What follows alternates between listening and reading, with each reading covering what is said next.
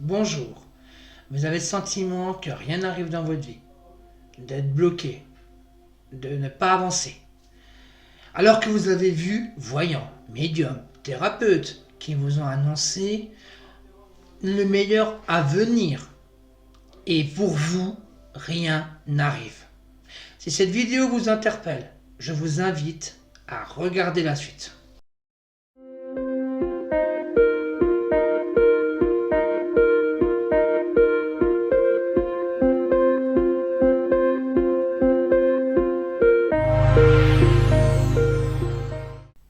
Pourquoi la prédiction ne se réalise pas? Les raisons peuvent être multiples. Nous allons voir ensemble ce que j'ai pu le plus fréquemment rencontrer en consultation médiumnique. Pour ce faire, j'ai choisi quelques cas tout aussi parlants que significatifs. Le but de ces exemples est de vous faire comprendre que le problème n'est pas forcément plus dû à la véracité de la prédiction qu'à la compréhension du consultant. Voici une liste non exhaustive des raisons que j'ai pu rencontrer le plus fréquemment. Alors, il y a déjà la première, c'est une mauvaise interprétation du message délivré. Un blocage intérieur dû à de l'autosabotage ou autre. Une voyance imprécise. Ou une impatience du client ou du consultant. Comprendre que vous restez seul maître de votre destin. Et surtout, savoir quel est votre vrai désir ou le désir le plus profond. Je vais vous donner un ou deux exemples qui expliquera mieux mon propos. Lors de consultations au salon, une dame est venue me voir pour un problème de couple.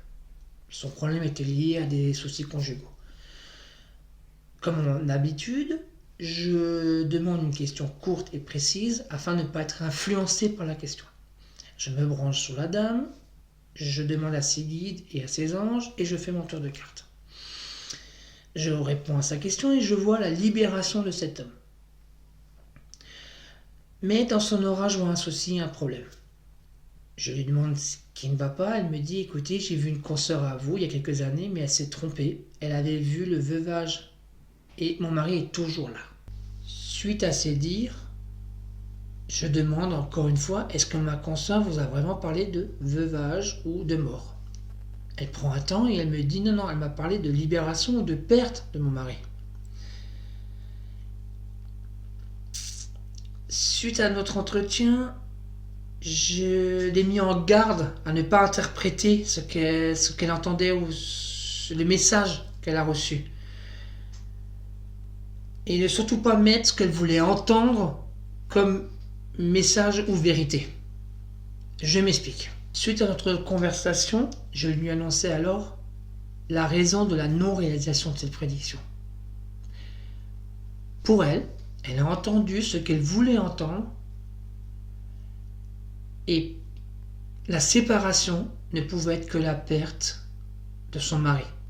Mais au lieu de quitter cet homme il y a quelques années, comme ma consoeur lui avait annoncé, elle s'est accrochée comme une bouée de sauvetage à cette prédiction, en interprétant que la perte allait être la mort de son mari.